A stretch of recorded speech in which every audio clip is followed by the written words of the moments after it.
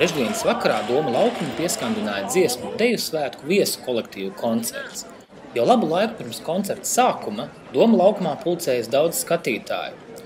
Uz skatuves uzstājas kori un deju grupas no 19 Eiropas valstīm – Vācijas, Norvēģijas, Zviedrijas, Īrijas un citām.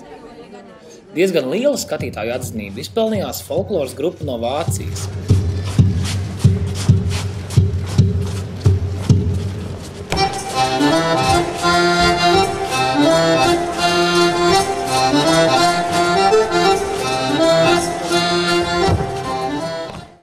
Tās vadītājs Alfrēds Fidlers stāsta, ka viņiem ir liels prieks būt Rīgā un ir ļoti iespaidīgi redzēt, ka latvieši ir tik aktīvi dziedātāji un dejotāji.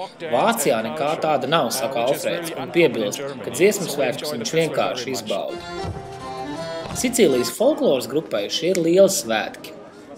Grupas ģitārists Nuncio stāsta, ka viņam šeit patīkot viss – alus, skaistas meitenes, atmosfēra.